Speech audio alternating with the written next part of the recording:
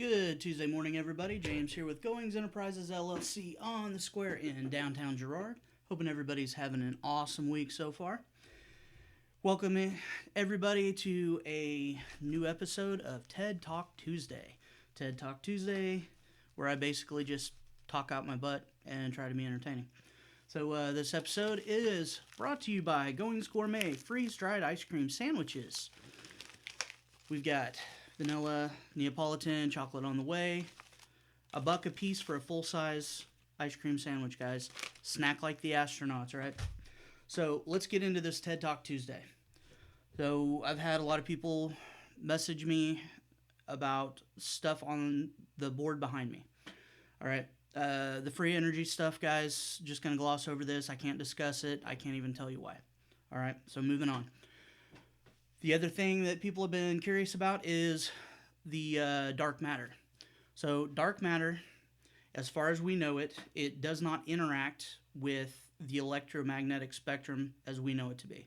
You can't touch it, you can't see it, but we know it exists. Scientists say they know it exists because of gravitational lensing and effects on other objects in space and light, and how it interacts with those things.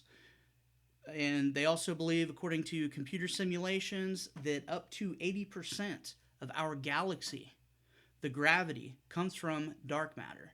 Because according to computer simulations, if dark matter did not exist, there is not enough gravity to keep our galaxy from flying apart. Now, I'm not an astrophysicist, but I understand the math, I understand physics, and my son and I have bounced ideas back and forth since he was little. And this is the crap that goes through my head when I should be sleeping and I'm in the middle of an insomniac phase, right? So let's get into it right quick so I don't run too far over. So first we need to understand a few things before we get into dark matter, or my theory on dark matter. All right, you got a supernova, okay? A supernova, for those that don't know, is when a supermassive star explodes. It explodes because the core at the center has created a bunch of iron. Iron steals energy, basically from gravity of the star. Gravity is not enough to push it down any further.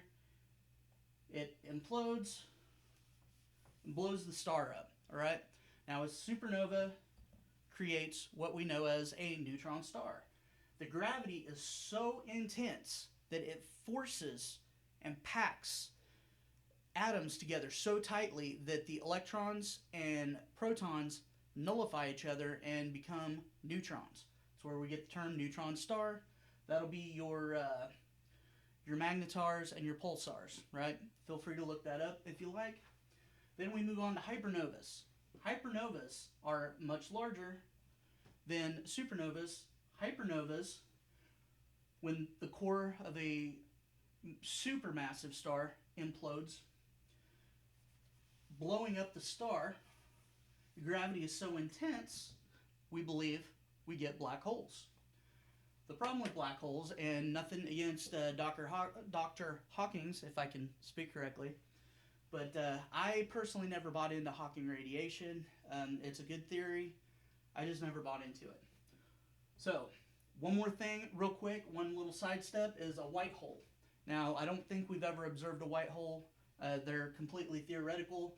If a black hole sucks everything in, a white hole would spontaneously appear, blowing out massive amounts of energy and possibly some matter in some form. Probably in the form of, it'd be superheated, so it'd be more like plasma, something along those lines. So, think about the Big Bang Theory, okay? So moving on from that terminology. We've got a picture of a very rudimentary gravity well. Say we've got our black hole, we've got our gravity well. So what if, instead of Hawking radiation, which says the star evaporates outward, what if, since we don't know what the hell's going on in the center of this black hole, what if the gravity is so intense, instead of collapsing atoms together, The gravity is more intense than a neutron star. We know this. So what happens? What if it is squeezing it through to a reality layer, dimensional layer, whatever you want to call it. Let's call it dimensional layer. Keep things fairly simple.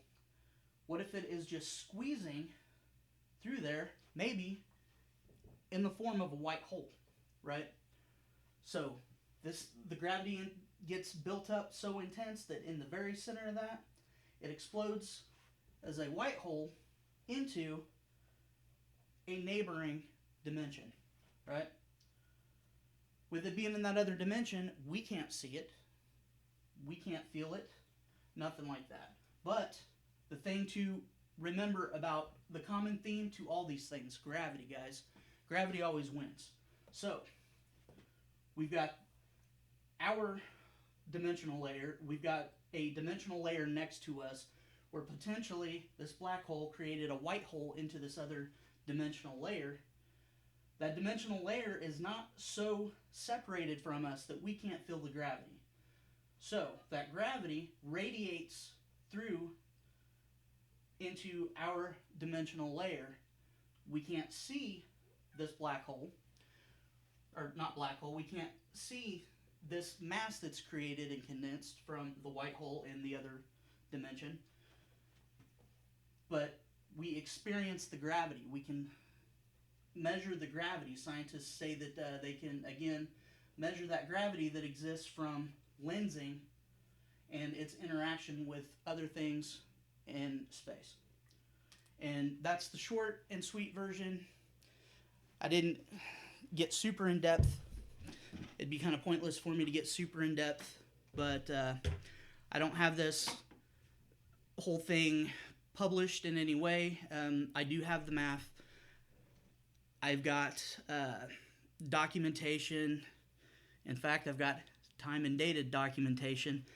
And in case anybody decides to take my ideas and publish it as their own. And on top of that, I guess this video would serve, unless somebody's already beat me to it, which last I checked they hadn't. So that's it. I mean, it's just a theory. It's just for funsies, guys. Sometimes I just like to think deep thoughts, right? So I hope you're all having a good week. Have a good rest of your week. I love you all. Be good to each other. Take care of each other. Have a good day.